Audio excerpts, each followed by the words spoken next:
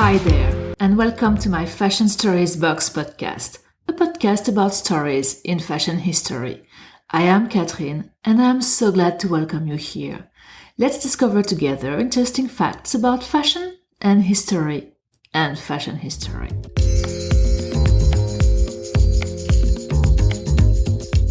When I was a kid, I was curious to see if there were some famous people having the same name as me. So I opened the dictionary, we didn't have internet at that time, and I went to the C letter to discover other Catherines in history. And I found Catherine II of Russia, Catherine of Medici, Saint Catherine, and upon reading about their lives, I didn't become a great fan, to be honest. I was 11, 12 years old maybe, and reading about women bearing the same name as me who killed other people thirsty for power, though being queens, wasn't the kind of glamour I was expected at that age. It's just by growing up that I understood how influential as women they could have been. It's just history, the one with a capital H, which doesn't like women and tend to create them a bad reputation when they got the power. Then, when I started to study fashion history, the name of Catherine of Medici came back quite often. It piqued my curiosity and I decided to discover more about her. That is the reason why I chose to dedicate an episode of my Fashion Stories Box podcast to Catherine of Medici, a Renaissance fashion icon. Together, we will learn more about her life, how she, an Italian girl, became the Queen of France. We'll talk about the black legend surrounding her reputation, and in the same time, we will discover what was the fashion for women during the Renaissance period and the inputs of Catherine of Medici. And finally, we will see how she became a source of inspiration for modern day designers. Let's go!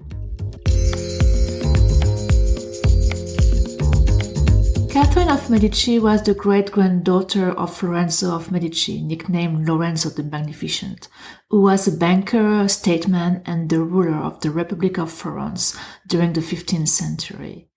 He was such a powerful prince that it is said that he was the one who inspired Machiavelli to write his book, The Prince. Her father, another Lorenzo of Medici, married her mother, the French Countess Madeleine of La Tour d'Auvergne, as a part of an alliance French King Francis I did with the Pope Leon X against Maximilian I, the Holy Roman Emperor. When you study fashion history, you review also all your history classes from when you were a kid and you forgot about. To sum it up, it was a period of time during which the Kingdom of France was very interested in the Italian republics by fighting or making alliance with some of them while trying to impose itself against the other big players as Spain or England.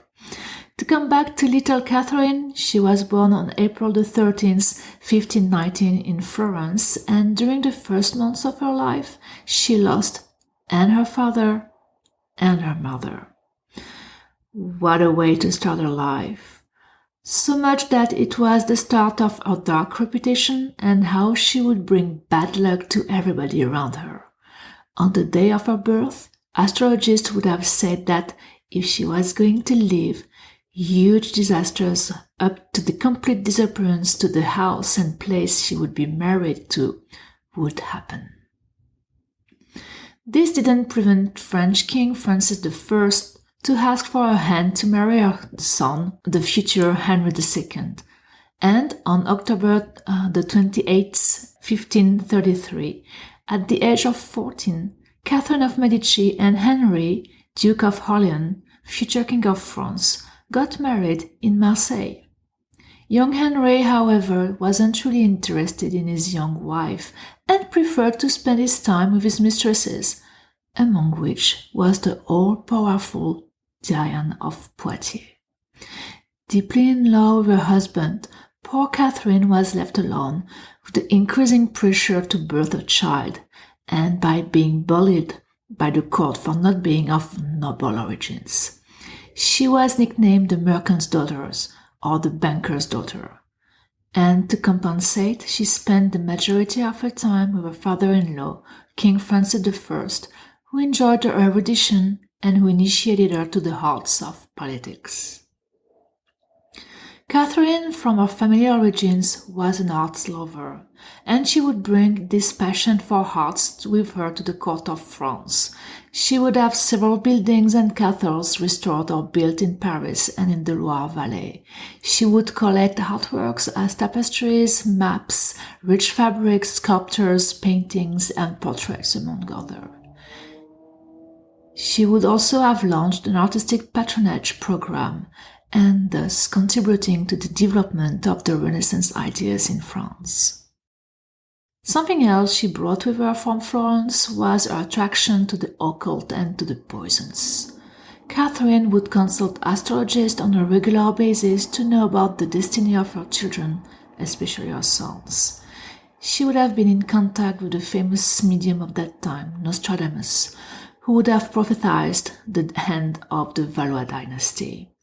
She was also suspected to use poisons to get rid of rivals depending on her political agenda, as she was suspected of the death of Jeanne d'Albret, the mother of Henry of Navarre, future King of France under the name of Henry IV, to whom she would have offered a poisoned pair of gloves. And she was also suspected to have poisoned her brother-in-law, the first son of King Francis I. During the first 10 years of her marriage with Henry, she couldn't get pregnant, and she would have used quantities of remedies to finally birth a child.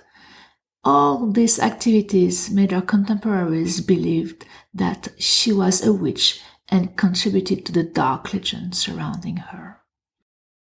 However, she wasn't the heartless, bloody woman thirsty for power history wanted us to believe she was. Her life wasn't that easy, trying to preserve the integrity of the Kingdom of France and the lineage of the Valois. Her sons weren't of the best health and would die one after the other with no descendants. After her husband, King Henry II, died, her first son, Francis II, was crowned King of France and married Mary, Queen of Scots. Catherine would stay in the shadows, advising his son. And at the death of her first son, who left without heirs, her second son, Charles, became the new King of France, known as Charles IX, at the age of 9 years. Catherine would become the regent queen, his son being still underaged. The background situation in France wasn't at its best. The Huguenots, the Protestants, were getting more and more power, and frictions between them and the Catholics increased to lead to civil wars. It was the period of the Wars of Religion in the Kingdom of France between the Catholics and the Protestants. And Catherine, while trying to protect her children, had to deal with this situation to find a compromise between the two leagues. Quantities of edicts and proclamations would be done. Catherine would even marry her daughter, Margaret, better known as Margot, to Henry of Navarre, the son of her enemy, Jeanne d'Albret, a fervent Protestant. But to no avail, leading to the bloody night of the St. Bartholomew's massacre, which lasted a week, during which thousands of Huguenots have been slaughtered in Paris and in other cities in France. Ordered by King Charles IX, the responsibility of this massacre has always been attributed to his mother, Catherine of Medici, thus again contributing to her negative reputation through the ages. Charles IX would die at the age of 23 and would be replaced on the throne of France by his brother Henry, Duke of Anjou, who would reign as Henry III. It is said that Henry was Catherine's favorite son. He was already an adult when he accessed to the throne, but he would ask his mother's assistant to rule the country. Henry didn't have a big interest in the ruling matters, and no child was born from his marriage, which led the last son of Catherine, Francis, another one, Duc d'Alençon, who almost married Queen Elizabeth I of England, all chances to access to the throne. Willing to speed this process, young Francis, whose birth name was in fact Hercule, decided to ally with the Protestants, but he died in June 1584 at the age of 29. Henry III died in August 1589, assassinated, leaving no heir to the crown of France. Her last surviving child was Marguerite. However, as per the Salic law in force in the Kingdom of France, according to which only males could access the throne, Marguerite's husband, Henry of Navarre, was proclaimed the new king on the condition he renounces to the Protestant religion and converts to Catholicism.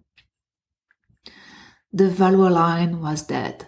A new dynasty of kings of France would start with the coronation of Henry of Navarre of Bourbon, Henry IV, in February 1594, the House of Bourbon, which would last until Louis XVI.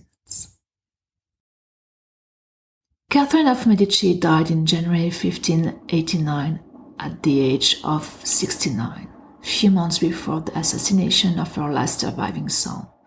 She seemed to have been the victim of this malediction astrologists predicted the day of her birth, the person through which misfortune and death would happen. A prophecy surrounds her death. Fond of astrology and divination, she would have been told that she would die near Saint-Germain. In the last moment of her life, Catherine of Medici would avoid anything with the name of Saint-Germain in it. She based her court in Blois, a city far from Saint-Germain-en-Laye and Saint-Germain-l'Auxerrois, places where she used to stay.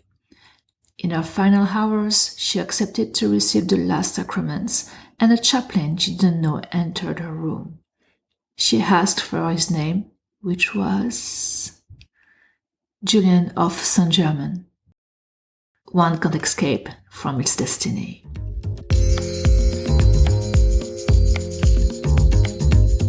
Now that we have a better understanding of Catherine of Medici's life, and before we look at her legacy in the fashion of her time at the court of France, let's have a look at what Renaissance fashion for women looked like.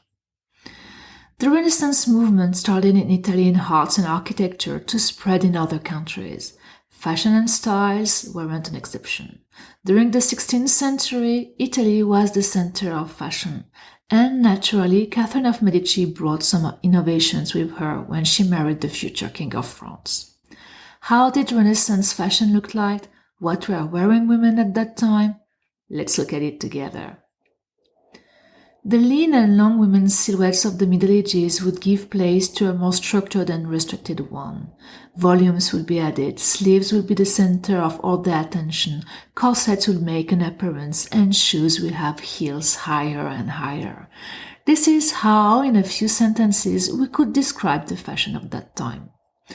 We can really talk about power dressing during the Renaissance. Clothes were the sign of power, of status in the society. People from the upper class would show off through their clothes with embroideries and luxurious fabrics. They will compete with the height of their heels, with the length of their dresses, with the volume of their sleeves. Everything had to scream power. Even the square-shouldered doublets, the jackets worn by men. If you look at portraits of that time, men's torso looked extraordinarily broad, as if they were incredibly muscular. This broadness was also reinforced by the thinness of the legs. As I like to tell my students, during the Renaissance time, legs were the new sexy for men. They would wear tight-fitting stockings to underline the forms of their legs, and as their legs seemed almost naked with no volume, the volume put at the torso was perceived even more strongly. The belief was that if I have a big torso, I am a powerful man, as I can impose myself visually and physically. For women, the new sexy wasn't the legs. The new sexy was the waist. The thinnest the better. All the silhouettes of the Renaissance for women focus on the waist. The waist would be compressed into corsets to underline its thinness. The waist would be accentuated through the volume of the skirts and the spread of the understructure called farthingales. The waist would be underlined with the sleeves in their various forms. And finally, the waist would be highlighted with the chopins, these very high platform shoes, which would give a certain movement to the ballet when women would walk. Let's look a bit more into details to the outfits women would wear. The first item they would wear was a chemise, a kind of long tunic which could also act as an underwear. Then they would wear the petticoat, a sort of underskirt, also acting as an underwear. Then you would find the farthingale. It was an underskirt equipped with hoops, which would give to the dress its desired shape. Two types of farthingales existed: the Spanish farthingale with a conical shape and the French farthingale with its more square shape framing the hips.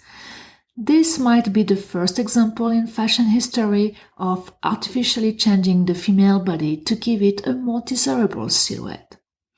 Then you would have the bodice for the top of the body with its corset and the sleeves. Sleeves were of high importance during the Renaissance time. They could be directly sewn to the bodice of the dress or detachable. Sleeves could be richly decorated, they could have different forms, be padded at different levels, be more or less voluminous. They were offered as wedding present by the groom to his bride. They could be rented for special occasions. They could be passed along from generation to generation, from mothers to daughters, from aunts to nieces. Sleeves were a serious business at that time. Necklines were usually square, leaving the skin bared. This part could also be covered up with a piece of fabric called a partlet, pinned to the bodice of the dress. This item could be transparent or opaque and give the impression of a high-necked dress. And ruffs could also be attached to this partlet. The fabrics used to create these outfits were very luxurious, and even more if you were part of the royal family. You would have lace, velvet, silk, fur, embellishment with embroideries, gold threads, stones, pearls. As accessories, Renaissance women would have a fan, gloves, and a pomander, a sort of small bag looking like a ball in which they would put perfume or sometimes makeup. They would wear high platform shoes which, combined with the corset and the farthingale, restricted their movements, and sometimes they couldn't walk alone and needed assistance for that, not to mention getting dressed. I'm not sure we can talk about power dressing for Renaissance fashion for women. When clothes are that restrictive that they prevent any movement, it's difficult to notice the empowerment here. It's more about making women independent than freeing them. On the other hand, they were also dressing to impress. And this was the motto of Queen Elizabeth I of England, a contemporary of Catherine of Medici and another fashion icon of that time. As a ruling woman, she needed to have clothes and accessories which would translate her status, her position. Her appearance, the quality of items she would wear, the richness of the fabrics, of the accessories, the delicacy of them was an indirect testimony of the richness of her country. If the queen looks well and healthy, then it means that the country is rich and healthy too. Kings and queens were a personification of their countries and of their economic state. This is one of the reasons why they had to wear the best of the best. An accessory which is quite emblematic of the Renaissance fashion is the ruff. Ruff is a collar accessory which frames the face, made of light fabrics as light linen, sometimes embellished with embroideries, with different sizes and forms, which could require also a wide understructure. The ruff was worn by both men and women. The funny story about this accessory is that it started more as a piece to protect the cloth from being stained by food when people were eating. A bit like a bib we attach to babies' necks. At that time, the food people were eating were very oily and greasy. Moreover, the majority of people would eat with their fingers. The forks would be introduced a bit later from Italy. So the first ruff was more a production item than a fashion one. And then it's been noticed that by wearing this item, one needed to keep their head straight, a posture conveying dignity and proudness, a posture people from the Renaissance era would love and adopt. Women would also wear jewelries, different kind of rings, earrings, necklaces, bracelets made of precious materials as gold and silver, embellished with stones and pearls. And when it comes to hairstyle and accessories, women had the choice between different types of hats and hair compositions. Only unmarried women could have their hair loose. Married women would braid their hairs into buns, decorating them with hairpins, with pearls, with ribbons. But the majority of them would wear hats, which would cover their hairs. The most popular type of hats worn during the Renaissance was called the French hood, or its variant, the gable cap. The French hood is composed of two rectangles assembled together to give a T form.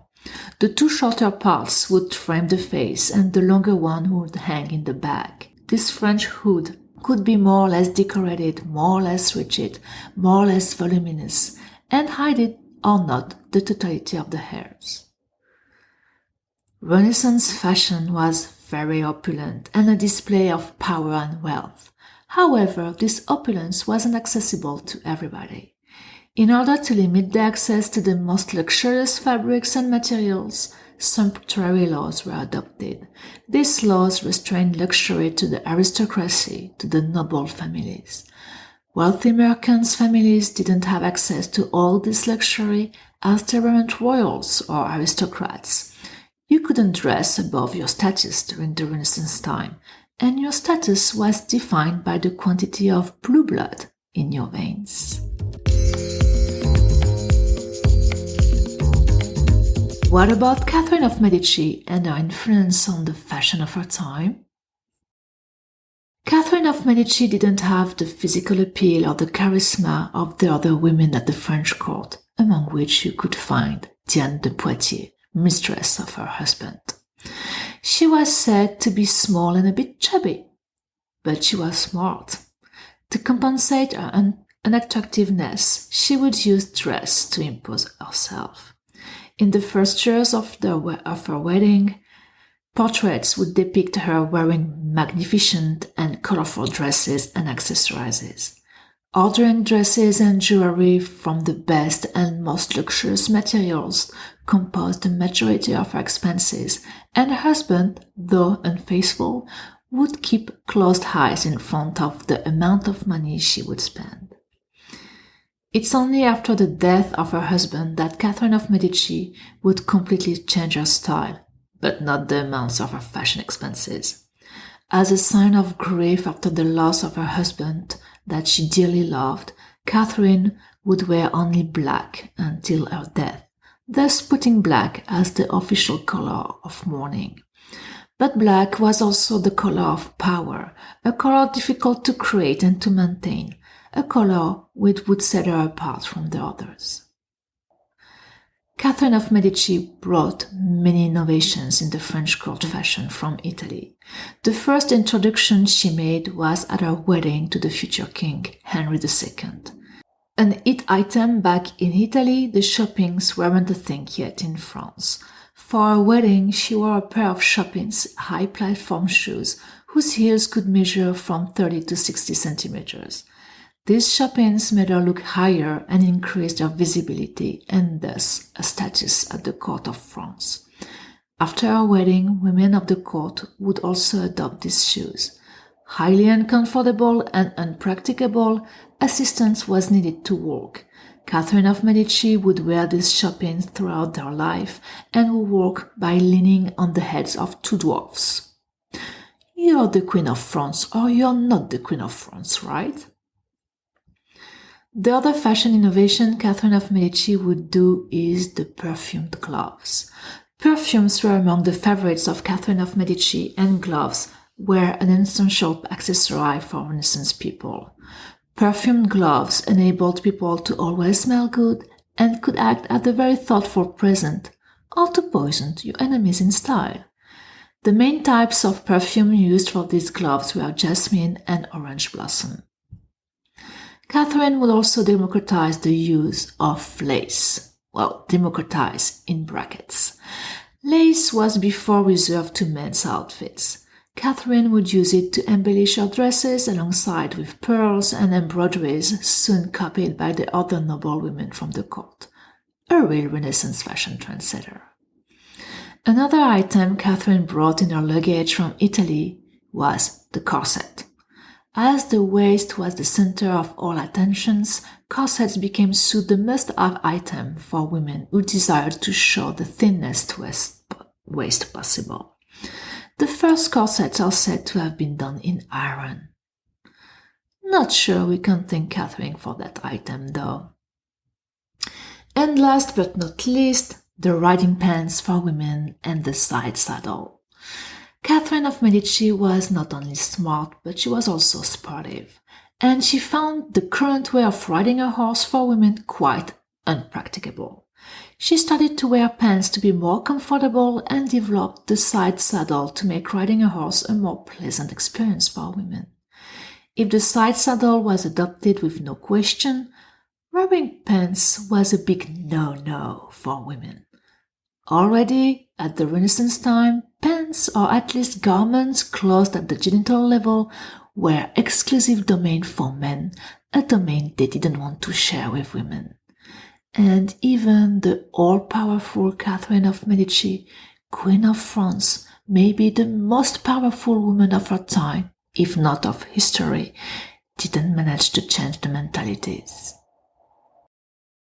This was a very short overview of the fashion innovations Catherine of Medici brought to the French court. She was also credited to have introduced the forks and the spread of the usage of fans, an image far from the cold, artless person we imagine she was.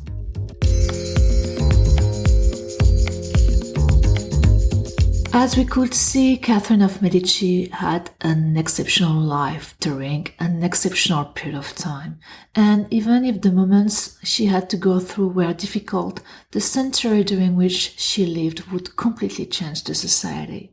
The 16th century is the century of the Renaissance, the rebirth after the dark times of the Middle Ages. People were coming back to the learnings of ancient Greece and ancient Rome. The monopoly and influence of the church were decreasing. New discoveries were challenging the construction and the perceptions of the universe. Hearts were developing, thoughts were spreading faster, and in a sense, Catherine of Medici and her family and her role she played as Queen of France was a true Renaissance princess and a today pop icon whose life has inspired books and movies. French writer Honoré de Balzac wrote a book called On Catherine of Medici in 1830, and I highly recommend you to watch the French movie The Queen Margot, released in 1994 and based on Alexandre Dumas' novel The Queen Margot, which depicts the Saint Bartholomew's massacre. The movie is available on Netflix. And more recently, different series were released as the series Reigned in October 2013, more focused on Mary, Queen of Scots, and The Serpent Queen, released in September 2022, based on the book Catherine of Medici, Renaissance Queen of France, written by Leonie Frida. And if you're interested in the Medici family, then the series Medici is for you. And it's not a surprise if Catherine of Medici, her personality and the fashion of her time became a source of inspiration for fashion designers too. Two striking examples come in mind: Chanel and Dior. The first example is Chanel's Métidas collection 2020-2021, which was showcased in the castle of Chenonceau, also known as the Château des Dames, located in the Loire Valley in December 2020. This castle is intimately linked with the life of Catherine of Medici. It was one of her favorites. However, her husband, Henry II, offered it to his mistress, Diane de Poitiers, and Catherine would need to wait some years before being able to possess it.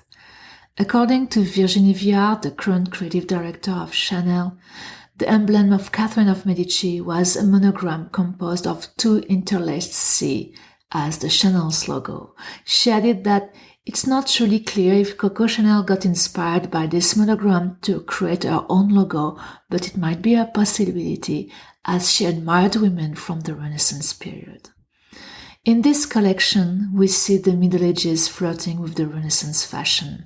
The iconic coiffes showcased are more emblematic of the Middle Ages silhouettes, which would accentuate the long and lean silhouettes of women of that time. What says it's Renaissance, and more precisely Catherine of Medici, is the black color, a color she would wear after the death of her husband and as a show-off of her eternal love for him. Other elements of the Renaissance fashion can be spotted as the square-shouldered jackets, reminding the doublets worn by men, the maxi skirts, whose forms can remind the fardingale Renaissance women would wear underneath their dresses to give them more volume, and especially the Spanish farthingale with the conical form. The sleeves of some jackets give the impression they are not sewn to the body of the outfit, reminding the detachable sleeves of the Renaissance. The glittering of some fabrics echoes the richness of fabrics used to create outfits during the 16th century, as we can notice on paintings, for example. And the ruff, this color accessories worn by men and women, which frames the face. A rock and roll take on Renaissance fashion, I'm sure Catherine of Medici wouldn't have any issue to wear to underline the black legends that surrounded her. And the second show inspired by Catherine of Medici and the Renaissance fashion is the last Dior collection presenting the September 2022 Paris Fashion Week. Maria Grazia Chiuri dedicated this last collection to another emblematic Italian woman who reigned in the throne of France, Catherine of Medici. The show itself took place in the Jardin des Tuileries, where Catherine of Medici had a palace built for her in 1564. Maria Grazia Chiuri said she considered Catherine of Medici as the epitome of the powerful woman. She added that Catherine of Medici incarnates the historical links between France and Italy. She always used clothes to embody power. And as testimonies from the Renaissance fashion, I spotted the forms of the dresses and skirts looking like the farthingales, and especially the Spanish version of it with its iconical form. The French farthingale, whose volume is more marked on the hips, was also present. The black color worn by Catherine of Medici after the death of her husband was a vibrant tribute to this exceptional character. Chiuri said about it that black was a power color for Catherine of Medici, a color thanks to which you could recognize her in the crowd. Black was also a costly dye and thus a symbol of status. Another item from Catherine of Medici was lace, which was also prominently shown in this Dior collection, and another tribute to Catherine of Medici, who was said to be a skilled needlewoman. She would have even invented a particular embroidery called the punto madama, which you can find in Chiuri's collection. We could also spot references to the corsets and to the chopins. These platform shoes Renaissance women were fond of.